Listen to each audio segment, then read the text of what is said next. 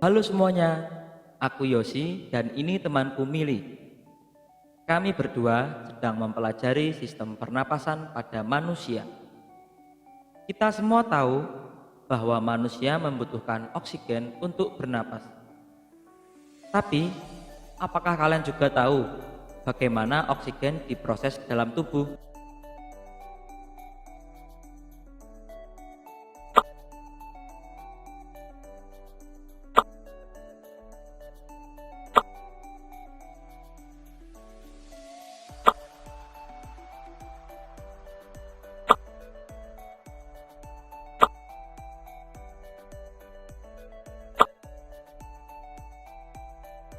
Mili mencoba menahan napas.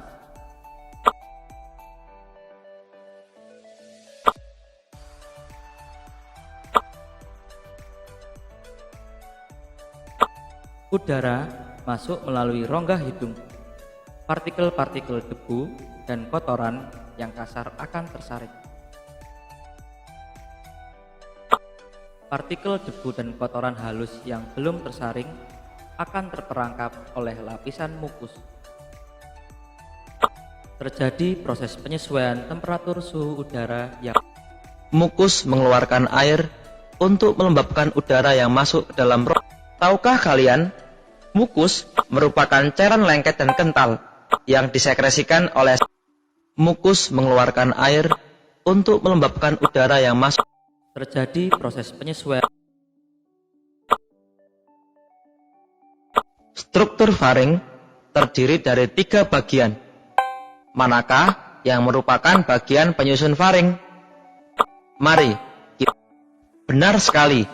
Faring tersusun atas 3 bagian, yaitu Saat memasuki faring, udara akan dilembabkan sebelum masuk ke saluran berikutnya. Terdapat saluran yang berhubungan langsung dengan telinga. Pada saluran ini terjadi mikroorganisme yang masuk bersamaan dengan udara melalui rongga mulut akan dihancurkan.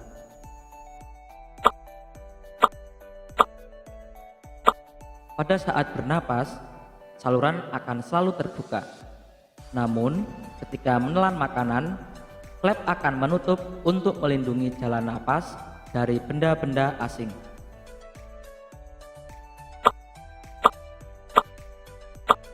Partikel debu dan kotoran yang masih terbawa dengan udara akan terperangkap oleh mukus di dalam trakea.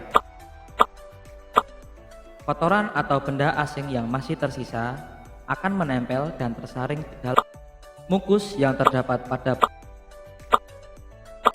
Setelah melalui bronkus dan bronkiolus, oksigen akan sampai di tempat pertukaran gas yang dinamakan dengan transport gas terjadi secara eksternal dan internal. Pertama-tama, oksigen yang berada di dalam alveoli akan berdifusi masuk ke dalam darah.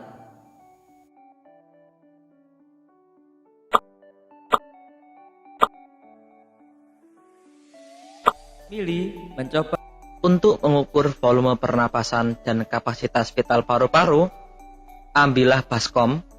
Langkah selanjutnya, letakkan baskom di atas meja. Ambil botol 1,5 liter, kemudian isi botol tersebut dengan air, masukkan selang ke dalam botol. Masukkan botol yang sudah diisi dengan air ke baskom dengan Mili menarik napas secara normal melalui hidung. Tekan pada bagian dada Mili untuk membantu menghembuskan napas.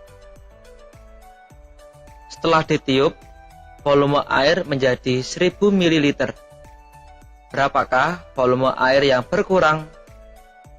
Seperti langkah pertama, botol diisi air dengan penuh dan posisikan seperti langkah sebelumnya.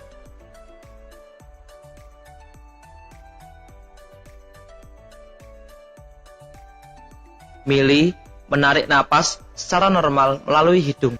Tekan pada bagian dada Mili untuk membantu mengeluarkan napas secara maksimal. Setelah ditiup, volume air habis. Berapakah volume air yang hilang?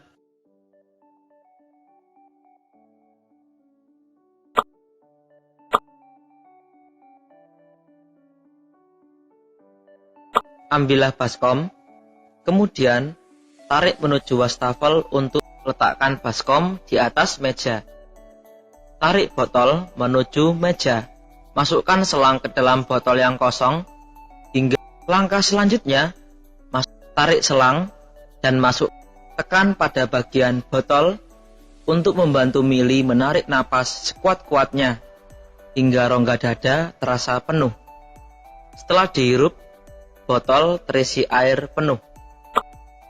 Untuk menghitung kapasitas vital paru-paru, maka hasil perhitungan volume tidal, volume cadangan inspirasi, dan volume cadangan ekspirasi dijumlahkan. Silakan tuliskan perhitungan kalian pada kolom di bawah ini.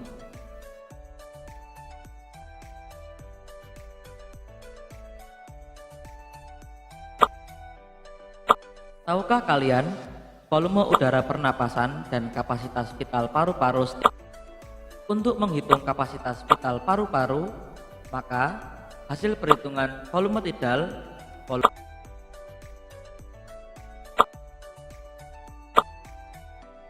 saat tinggal di kota yang penuh dengan polusi udara, Mili pernah mengalami gangguan pernapasan dengan gejala hidung tersumbat, batuk, nyeri tenggorokan, sesak napas, bahkan hingga demam dan nyeri otot. Ketika diperiksa oleh dokter, ada indikasi bahwa penyakit yang dialami oleh Mili terjadi karena paparan asap. Apakah kalian tahu gangguan apa yang dialami oleh Mili dan bagaimana asap polusi udara dapat mempengaruhi organ-organ pernapasan? Saat tinggal di kota yang penuh dengan polusi udara,